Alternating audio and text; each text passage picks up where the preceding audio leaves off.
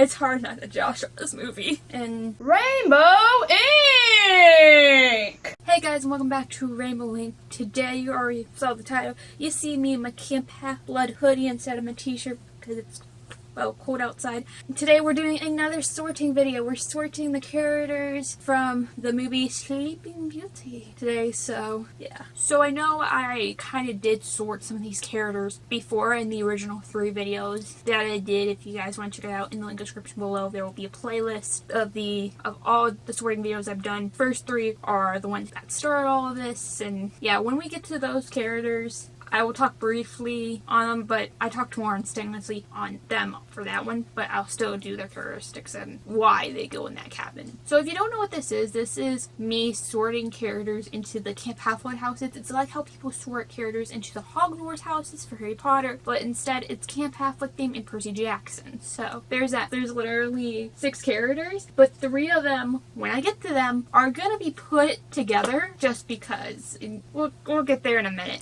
So I do have some cards. Let's show cards. These are the cards that I do use. Hera, Poseidon, Demeter, Ares, Athena, Apollo, Artemis, Hephaestus, Aphrodite, Hermes, Dionysus, and then 13 through 20 is the other cabin's cards, like for instance Hades, Hypno, Iris, just for instance. But it's 13 through 20. Now, the reason Hera and Artemis are in here, even though they do not have demigod children, is a what-if scenario for, like, personality and attribute scenario as well, like I always say. But if you're curious, that's why. Anyways, let's jump in. Our first character, our namesake of the movie, the 3rd Disney princess ever made in Disney, that being Aurora, Sleeping Beauty herself. I can tell you already, I'm torn by 2 different gods, so this is gonna be fun. Now, this is one of the characters I don't remember if I sorted before in those original 3 videos or not, so if I did sort her before, then there's going to be a card right there in the video she was in, so there's that. I'm torn between 2 characters. Aphrodite, because Sleeping Beauty, she's beautiful, but that's not her whole thing. Or Hypno, because she literally sleeps, what, like 70-90% of the movie? It's either her or Ariel who has the least amount of lines as a Disney princess. Part of me doesn't want to put her fully in Aphrodite because she's not just beautiful, because pretty much like the 2 before her, that being Snow White and Cinderella respectively, she's graceful, she's kind, she's nice, barely any character. This movie literally came out in 1959, so what do you expect? But it's still considered a cult classic for Disney, of course, because of it's Disney, it's princess. But like I was saying, there's no offense, not much personality because of the time, but I'm not gonna try and hold it against her. But one of her gifts was literally beauty by one of the fairies. She's not the smartest one in the basket because her childhood was mostly sheltered because to make sure all the spindles were gone so she wouldn't prick her finger and fall asleep for 100 years. So she's not, sadly, the smartest one in the basket. And I'm not saying that Aphrodite kids aren't smart. They can be when they want to be. It's just, she doesn't fully care, I don't think, about her beauty. She knows she's beautiful, but that's not like her whole thing. She isn't the evil queen, for crying out loud, from Snow White. So this is why I'm torn. And the reason why I'm saying Hypno is because that's pretty much her whole stick through the whole movie. She pricks her finger on a spindle and goes to sleep and waits for true love's kiss. That's literally what happens in the movie, in the story that this movie's based off of. And I think I'm just gonna go ahead because she doesn't really care about beauty. I think I'm gonna lean more towards Cabin 15 Hypno. I'm sorry, but those are like her 2 things. She's Sleeping Beauty, for crying out loud. So there's that. Okay, so I said this a little bit earlier in the intro that I'm mushing these 3 characters together just because they're all fairies. It's Flora, Fauna, and Merryweather. Where do you think they're gonna go? Immediately, they're fairies. They're magic. They have magic. So, and I know this is hypercritical because I say that about pretty much anyone who has magic in that way, but Cabin Cabin 20 Hecate. Come on. Yeah, they have their own personalities, like Merryweather can be grumpy, and Flora's like the leader, and Fauna's just Fauna. She's just there. And stuff like that, but still. They're fairies that have magic. They're not the brightest one in the baskets, too, so I guess that's where Aurora gets it. I'm sorry if you love this movie, but it's hard not to do this. Anyways, because you can say, oh, Flora, she can go in Athena because she's like the leader, she's somewhat smart, but no, she isn't like full Athena kid. You can't, she doesn't have like those full personalities based on it. And then like Fauna can like partly bake. Fauna's just usually there. She's my least favorite of the three. She's the green one. And it's literally in the movie, they can't go like 5 minutes without using their powers. And if we're gonna take in the Maleficent movie into account, they were dummies. They were dum-dums in that film. So, I'm sorry, but Hecate, it's what's gonna happen. Next up, our third prince ever created in the Disney Prince line, Prince Philip, the first one to actually have a name. Because the one from Snow White's just literally called the Prince, when I thought it was like Fauna or Funa or something, when I started like gonna sound feminine. And then Cinderella's prince is just Prince Charming. He doesn't have a name, period. So, good job, Disney, for finally giving your princes names.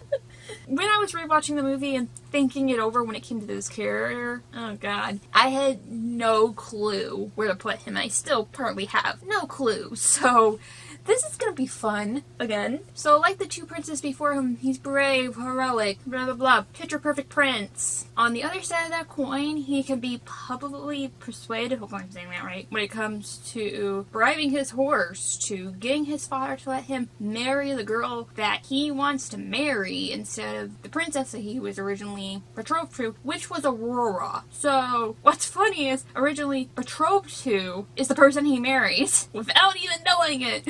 That's good.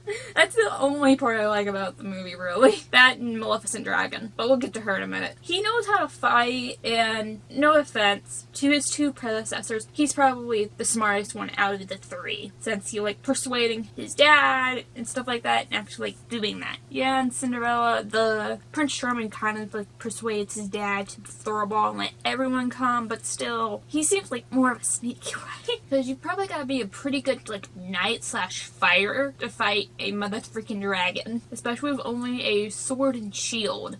Did I just make a Pokemon reference? I'm sorry. And then finally, of course, defeats Maleficent, kisses Sleeping Beauty. It's how the story goes, literally. But something that sticks out with me from this whole me retelling is he does manipulate his dad in sort of a way to let him marry the girl he wants to marry instead of who he was supposed to marry, even though he married the girl he was originally betrothed to, because it's the same girl. But that's kind of sneaky to me. That's, and no offense, cool. But you know he's got to be somewhat of a good fighter to, like I said earlier, to fight a dragon and be smart. Part of me wants to put him in Athena for some reason, because he's a good fighter, he is smart enough to manipulate somebody, even though that sounds terrible, and Athena kids can probably manipulate people to get that. I'm going on a tangent, and this is so terrible. I'm so sorry. But I don't know. This is like one of the very few characters I'm like fully stumped on entirely, so I don't know. Probably just kind of want to put him in Athena, though. I think I might as well do it. You guys can yell at me in the comments below. I'm yelling internally because there's no other really good place to put him and all that jazz. So, Athena. And of course, our final character of the day, and I said her name earlier, Maleficent. Now, in the original 3 videos, I know for a dead fact, I saw in Maleficent before, and I'm pretty sure I put her in cabin 20, that being Hecate. I don't know if she's gonna go back in that cabin. She might. Don't yell. So, of course, Maleficent is our villain or antagonist. In the movie, I believe she is labeled a bad fairy, a dark fairy, whatever you want to say. So that's why I put her in cabin 20 because of magic. But she's the villain. In Sleeping Beauty, she's considered pure evil, and and she's ruthless and dark and sinister and does whatever it takes to achieve her goals. And I'm getting now a little Nike vibe. Great. She's literally labeled the mistress of evil. Not saying Hecate's evil, by the way,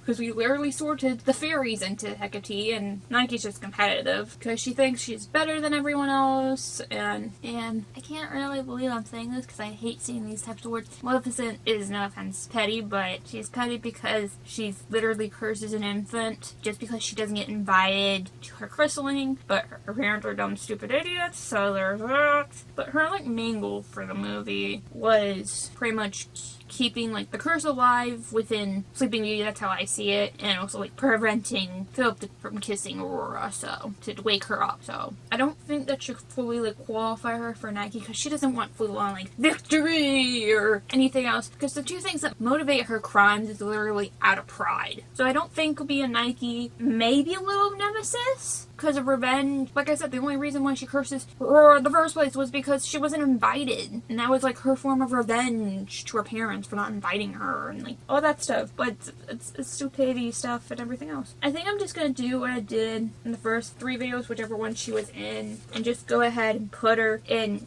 Hecate. You guys can yell at me in the comments below if you want, for saying oh, she could have gone someplace else, and maybe in Hero, or give me stronger argument for Nike or Nemesis, or whatever you want. I like replying to your comments. Yeah, that's all our characters for this video. Any character that I didn't add, like Aurora's stupid parents, or Maleficent's crow, is it Phobos? I don't know. Where would they go? Tell me in the comments below. Any character that I did sort today and you think they should have gone someplace else, tell me in the comments below, because Philip probably should have not gone in Athena, but he did. And yeah, please make sure to like and subscribe and all that beautiful jazz. Last video right there, subscribe beneath me, and also a playlist of other sorting videos is right up there, and also in the link description below, like I said before. And I'll see you guys next time here on Rainbow Link. Bye!